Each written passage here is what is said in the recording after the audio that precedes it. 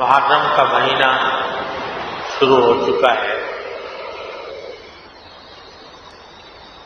اللہ تبارک و تعالی نے اس مہینے کو کچھ خصوصی فضائل سے نوازا ہے۔ یوں تو سال کے تمام دن دیکھنے میں ایک جیسے، ہر دن سورج نکلتا ہے، صبح ہوتی ہے، دوپہر ہوتی ہے، شام ہوتی ہے، سورج غروب ہو جاتا ہے، رات آ جاتی ہے۔ سب دن دیکھنے میں ایک جیسے لگتے ہیں اور سب اللہ تعالیٰ کے بنائے ہوئے ہیں۔ ہر دن اللہ تبارک و تعالیٰ کی مخلوق ہے، لیکن اللہ تبارک و تعالیٰ ان دنوں میں سے کچھ دنوں کو اپنی طرف نسبت عطا فرما دیتے ہیں کہ یہ میرے ہیں۔ تو اس نسبت کی وجہ سے ان دنوں میں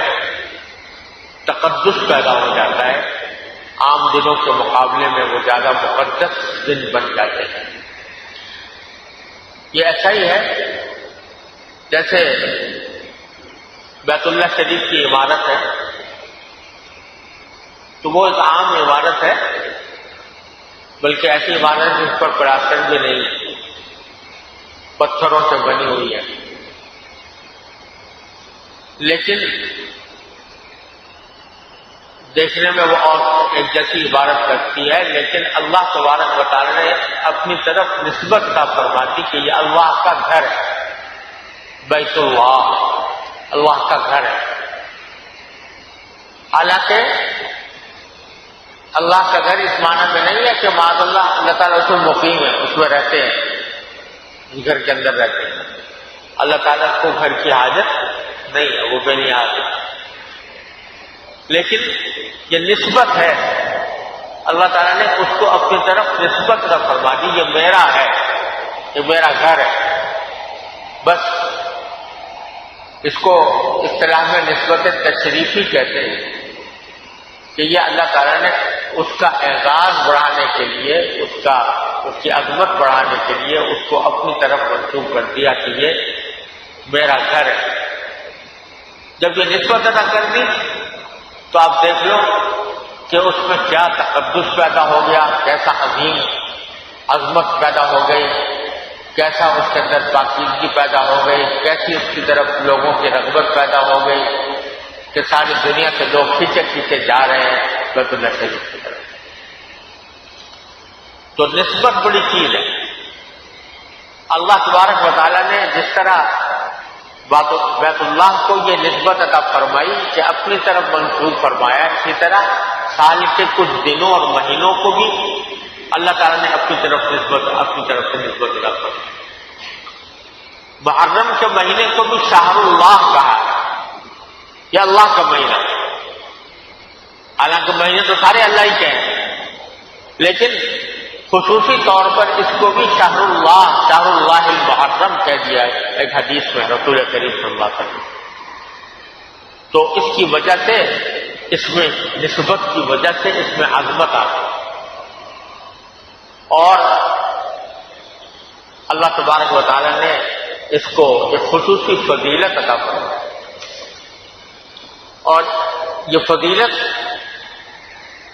اسی فضیلت کی وجہ سے مسلمان اپنے ہجری کیلنڈر کا آغاز بھی اسی مہینے سے کرتے ہیں. ہر سال ہجری سال جو ہے چاند کا سال وہ ہمیشہ محرم سے شروع ہوتا ہے، یکم محرم. تو اللہ تبارک و تعالیٰ نے اس کو خصوصی فضیلت عطا فرمائی اس مہینے کو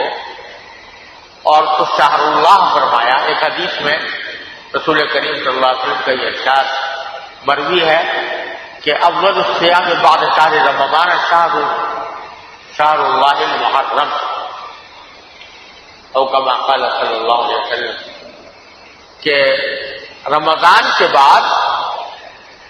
سب سے زیادہ افضل روزے محرم کے مہینے کے روزے. کسی بھی دن محرم کے پورے مہینے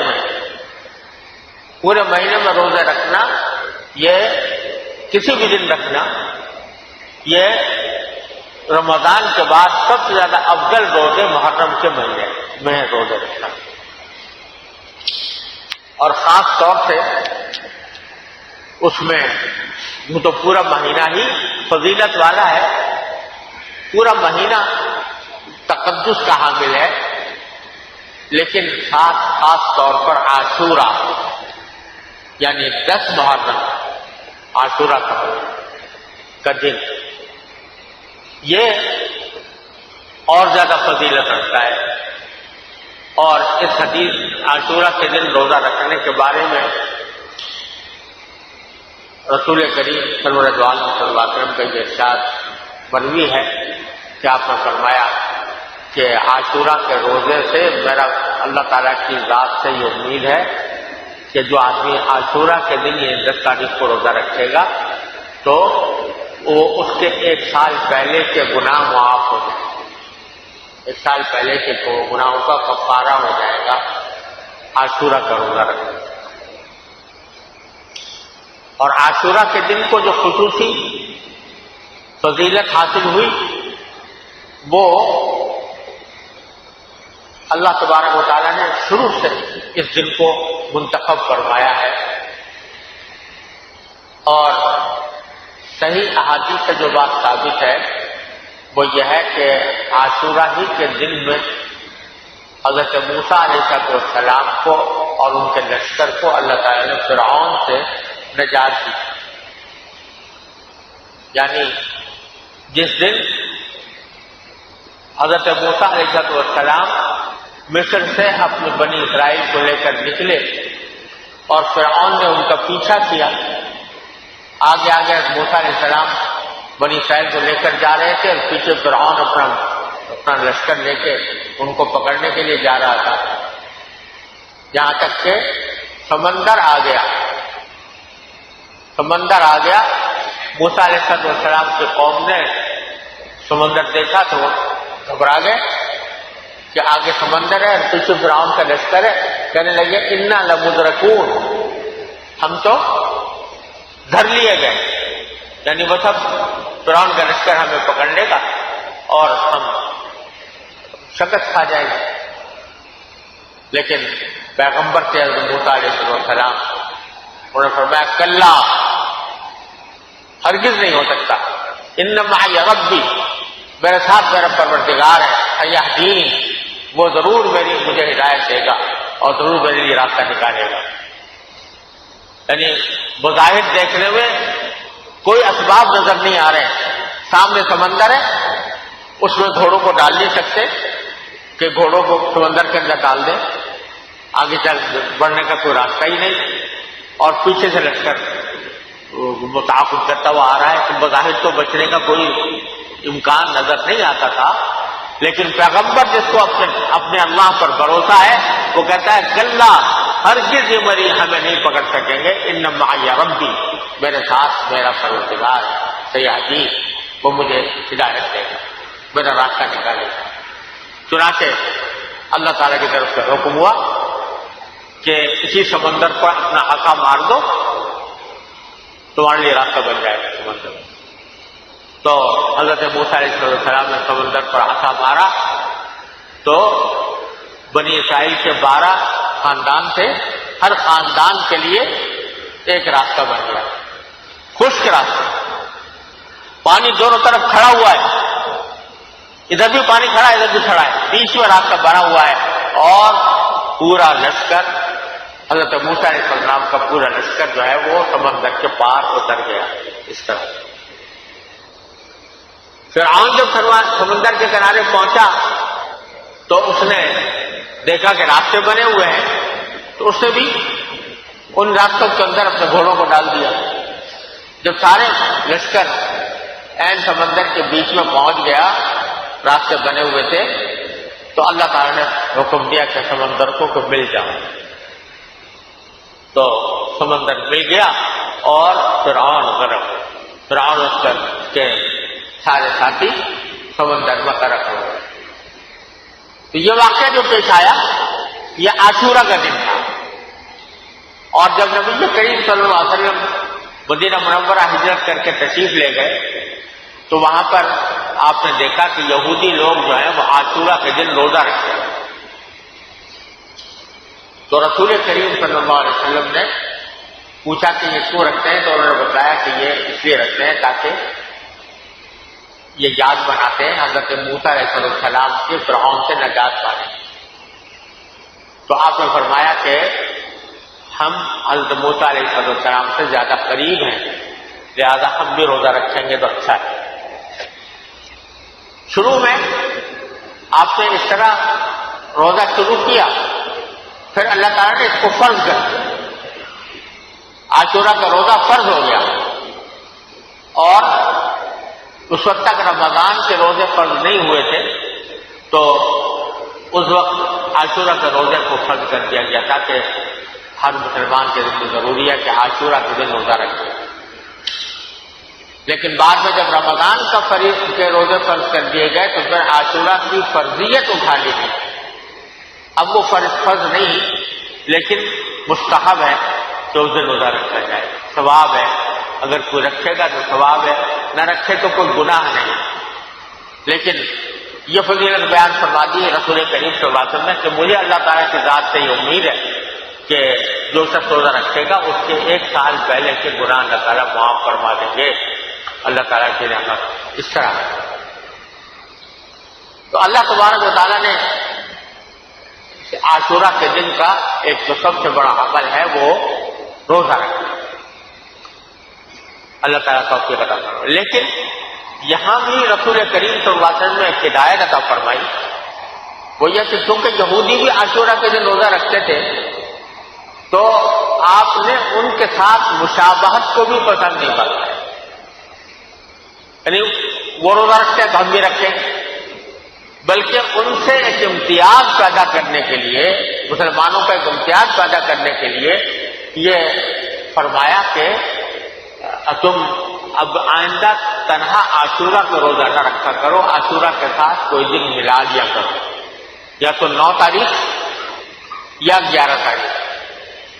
دونوں کو ملا کر رکھو، 9 اور 10 کو رکھ لو یا 10 اور 11 کو رکھو، تاکہ یہودیوں کے ساتھ مشابہت پیدا نہ ہو۔ ایسا نہ ہو کہ ہم مسلمان بھی یہودیوں کی تقلید میں جس طرح وہ 10 تاریخ صرف 10 تاریخ کو رکھتے ہیں تو ہم بھی صرف 10 تاریخ تک رکھ کے فارغ ہو جائیں۔ تو اس لیے نبی کریم صلی اللہ علیہ وسلم نے یہ تعلیم دی، اور خود اپنا ارادہ بھی ظاہر فرمایا کہ اگر میں آئندہ سال زندہ رہا تو محرم کے ساتھ عاشورہ کے ساتھ 1 دن مزید روزہ رکھوں۔ تو اچھا یہی ہے کہ 2 دن روزہ رکھے، البتہ اگر کوئی کسی وجہ سے 2 دن نہیں رکھ سکتا، 1 ہی دن رکھ لے تو امید ہے کہ انشاءاللہ اس عاشورہ کی فضیلت اس کو بھی حاصل ہو جائے گی۔ اگرچہ کراہت ہے لیکن کراہت تنزیہی ہے، اور اس میں اگر کوئی آدمی تنہا بھی روزہ رکھ لے تو امید ہے کہ انشاءاللہ اس کی وہ جو فضیلت ہے عاشورہ کے روزے کی انشاءاللہ حاصل ہو جائے گی۔ عاشورہ کے بارے میں ایک اور روایت بھی ہے اور وہ اگرچہ اتنی زیادہ مضبوط روایت نہیں ہے، لیکن ایک روایت میں ہے کہ اگر کوئی شخص عاشورہ کے دن 10 محرم کو اپنے اہل و عیال کے اوپر کے کھانے پینے میں وسعت اختیار کرے، یعنی عام دنوں سے کچھ بہتر اور زیادہ کھانا اپنے اہل و عیال کے لیے بنائے، عام دنوں سے ہٹ کر، تو اللہ تعالیٰ اس کی سارے سال اس کے کاموں میں برکت عطا، اس کے روزی میں برکت لاتا ہے۔ تو اس لیے اگر کوئی شخص یہ عمل کرے تو اس کی بھی گنجائش ہے کہ محرم کے دن اپنے گھر والوں کے لیے عام دنوں کے مقابلے میں کچھ زیادہ مقدار میں اور زیادہ بہتر کھانا بنانے کی کوشش کی جائے۔ تو یہ بھی بزرگوں سے منقول ہے اور ایک روایت سے اس کی تائید بھی ہوتی ہے، لہذا اگر ایسا کوئی کرے تو کوئی حرج نہیں۔ البتہ کوئی خاص کھانا متعین نہیں ہے کہ کھچڑا ہی پکے گا ضرور محرم کے دن، یہ اس کو ضروری سمجھنا یا اس کو لازمی سمجھنا یہ بدعت ہے، کیونکہ ایسا کوئی حکم نہ قرآن نے دیا، نہ حدیث نے دیا، نہ حضور اقدس صلی اللہ علیہ وسلم نے دیا، نہ حضور اقدس صلی اللہ علیہ وسلم نے اس کے اوپر عمل فرمایا، نہ صحابہ کرام نے عمل فرمایا۔ یہ ہمارے یہاں ایک رواج بن گیا ہے کہ کھچڑا اگر نہیں پکا تو محرم ہی نہ ہوا، تو یہ ایسی کوئی بات نہیں۔ البتہ عام دنوں سے بہتر کھانا اگر بنایا جائے تو اس کی وہ اس کی کوئی اصل اور بنیاد موجود ہے۔ ایک اور غلط فہمی لوگوں میں یہ پائی جاتی ہے کہ عاشورہ کے تقدس کو حضرت حسین رضی اللہ تعالیٰ عنہ کی شہادت کی وجہ سے سمجھتے ہیں کہ چونکہ حضرت حسین رضی اللہ تعالیٰ عنہ کی شہادت اس دن واقع ہوئی، اس وجہ سے یہ دن مقدس ہے۔ ایسا نہیں ہے، بلکہ عاشورہ کا تقدس تو حضور اقدس صلی اللہ علیہ وسلم کے زمانے سے ثابت ہو گیا تھا۔ آپ نے اس کو روزہ رکھنے کا حکم دیا تھا، آپ نے اس کی فضیلت بیان فرمائی تھی،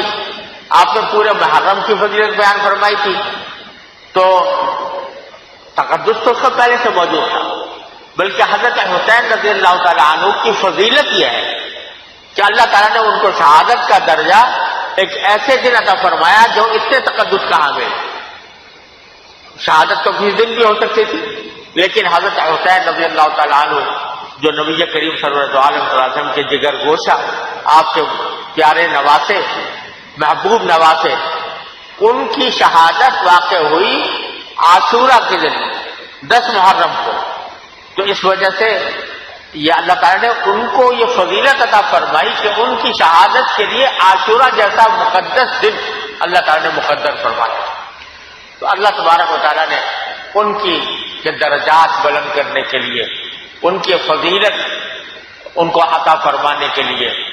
اور ان کے تقدس میں مزید اضافہ کرنے کے لیے اللہ تعالیٰ نے شہادت کے لیے، ان کی شہادت کے لیے عاشورہ کا دن منتخب فرمایا۔ تو یہ سمجھنا کہ تقدس اس وجہ سے ہے، یہ درست نہیں، بلکہ حضرت حسین رضی اللہ عنہ کی فضیلت یہ ہے کہ آپ کی شہادت محرم کے مہینے میں واقع ہوئی اور محرم کی 10 تاریخ کو شہادت واقع ہوئی، اور اسی محرم کے مہینے میں فاروق اعظم بھی شہید ہوئے رضی اللہ تعالیٰ عنہ، محرم کے مہینے میں ان کی بھی شہادت ہوئی رضی اللہ تعالیٰ عنہ۔ تو اس لیے یہ سمجھنا درست نہیں ہے کہ اس کا تقدس کس وجہ سے ہے۔ پھر یہ کہ اس مہینے کے اندر آج کل جو شیعہ حضرات ہیں وہ اپنی مجلسیں منعقد کرتے ہیں، اس میں حضرت حسین رضی اللہ وغیرہ کے فضائل بیان کیے جاتے ہیں، یہ ان کا کام ہے اور ہر ایک کو اپنے مسلک کے مطابق عمل کرنے کی آزادی ہے، وہ کرتے ہیں، لیکن اس میں اہل سنت کو شریک نہیں ہونا چاہیے، بلکہ وہ حضرت حسین رضی اللہ عنہ کے لیے اصالہ ثواب کا اہتمام کریں، حضرت حسین رضی اللہ عنہ کو تلاوت قرآن کر کے ان کو اثار ثواب کریں، شہدائے کربلا کے لیے دعائیں کریں، شہدائے کربلا کو خراج عقیدت پیش کریں، یہ اس میں کوئی حرج نہیں ہے، اچھی بات ہے، لیکن ہر ایک چیز اپنے حد کے اندر ہونی چاہیے۔ ایک اور بات جو اس محرم کے بارے میں عرض کرنی ہے وہ یہ کہ بہت سے لوگ محرم کے مہینے کو معاذ اللہ منحوس سمجھتے ہیں، اور اس وجہ سے محرم کے مہینے میں شادیاں نہیں کرتے کہ بھئی محرم کے مہینے میں شادیاں کریں گے تو یہ بدفالی ہوگی۔ یہ خیال بھی بالکل غلط خیال ہے، جاہلانہ خیال ہے۔ محرم کی تو زبردست فضیلت ہے، اللہ تعالیٰ نے اس کو اپنا مہینہ قرار دیا ہے، لیکن اور جہاں تک تعلق ہے حضرت حسین رضی اللہ تعالیٰ عنہ کی شہادت کا، اس میں کوئی شک نہیں کہ وہ بہت ہی افسوسناک اور بہت ہی المناک واقعہ ہے، اور اس کے اوپر جتنا اظہار افسوس کیا جائے کم ہے کہ حضرت حسین رضی اللہ عنہ کو اس طرح اس میدان کربلا کے اندر شہید کیا گیا۔ لیکن شہادتیں تو ہماری پوری تاریخ شہادتوں سے بری ہوئی ہے، کوئی مہینہ ایسا خالی نہیں ہے جس میں کسی نہ کسی صحابی کی، کسی نہ کسی نبی کی، کسی نہ کسی بزرگ کی شہادت یا موت واقع نہ ہوئی ہے۔ اگر کسی کی موت واقع ہونے سے یا شہادت ہونے سے وہ مہینہ منحوس ہو جاتا تو پھر تو کوئی مہینہ بھی ایسا نہیں ہو جو منحوس نہ ہو، اس لیے کہ ہر مہینے میں کوئی نہ کوئی شہادت واقع ہوئی ہے، لہذا یہ تصور بھی غلط ہے، اور محرم کو ایک فضیلت والا مہینہ سمجھنا چاہیے۔ اللہ تبارک و تعالیٰ اپنے رحمت سے، اپنے فضل و کرم سے ہمارے عقیدے کے اندر بھی درستی رکھے اور ہمارے عمل کے اندر بھی اللہ تعالیٰ درست رکھنے کی توفیق عطا فرمائے۔ اللہ تعالیٰ اس محرم کے مہینے کو اپنے مرضیات میں صرف کرنے کی توفیق عطا فرمائے، اور ناجائز کاموں سے، گناہوں سے اللہ تعالیٰ ہماری حفاظت فرمائے، اور اس کو امن و امان کے ساتھ جاری رکھنے کی توفیق عطا فرمائے۔ وآخر دعوانا الحمدللہ رب العالمین۔